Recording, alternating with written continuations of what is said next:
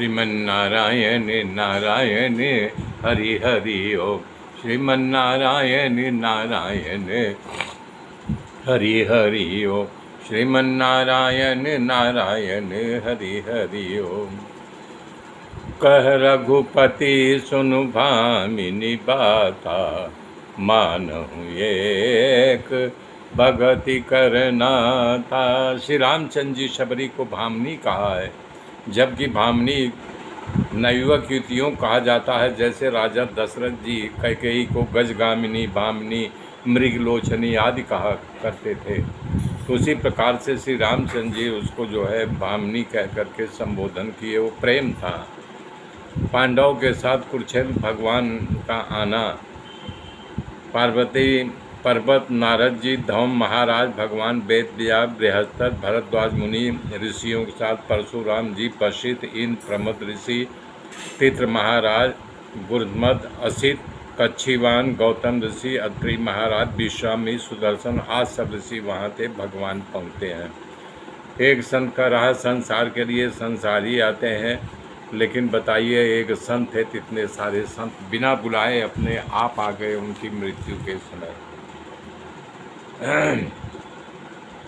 क्योंकि भीष्म पितामह ने प्रण किया था कि श्री गंगा जी का तट हो, अमरा का बंसी बट हो, मेरा सावरा निकट हो, तब मेरे प्राण निकले। दान धर्म, राज धर्म, मोक्ष धर्म, स्त्री धर्म, भगवत धर्म आदि धर्मों के बारे में उन्होंने बताया। आहार विहार के बारे में बताया। तब इस प्रकार से उन्होंने भीष्म जी ने कहा कि मेरी तृष्णा रहित बुद्धि जो कभी किसी कामनाओं का स्पर्श नहीं किया हो, यदि कृष्ण में लगी हो, उनके चरणों में प्रीति कर रहा हूँ। हे भगवान, आप मात लीला करने के लिए ही अवतार धारण किया है, वो भी सिर्फ अपने आनंद के लिए।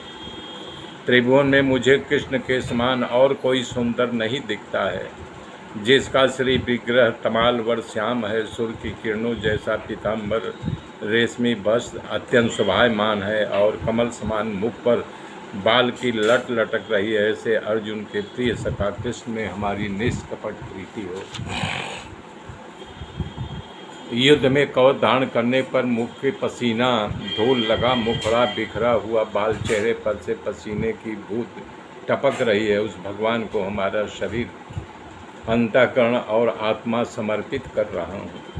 आप अर्जुन की आज्ञा का पालन करने के लिए रथ को दोनों सेनाओं के बीच में ले जा कर के खड़ा करके दोनों सेनाओं को देखते ही सारे लोगों की मृत्यु को हर लिया। वध करने वाले अर्जुन के सखा कृष्ण में मेरी प्रीति हो, रति हो।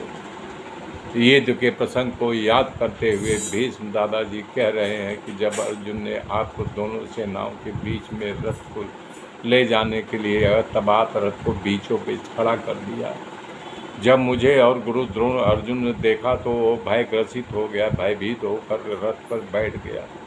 तब आपने 700 श्लोक गीता का सुना करके उसे आत्म विद्या दे करके अर्जुन के ज्ञान का नाश करके उसको खड़ा कर दिया। धीरे धीरे भीत पितामह शांत हो गए, सब कुछ मौन हो गया। जैसे शाम हो जाने पर पंछियों का कलरव अपने आप शांत हो जाता है, वहाँ पर सभी उपस्थित लोग शांत हो गए। उस समय देवताओं ने धुंधुभी बुझाई, सभी समाज ने भीष्म पितामह की सराहना की, सबने अंजलि की। हे मुनियों, भगवान कह रहे हैं, हे मुनियों, भीष्म दादा के जाने के बाद ऐसा लग रहा है पृथ्वी से निर्मल ज्ञान ब्रह्मचर्य चला गया। भगवान की सृष्टि में भीष्म पितामह ज्ञानी और परम ब्रह्मचर्य व्रती थे। मेरे मित्रों, मेरे साथ जुड़े रहिए। आगे की गाथा फिर कल जुड़ूंगा। तब तक के लिए जय श्री राम, जय श्री राम।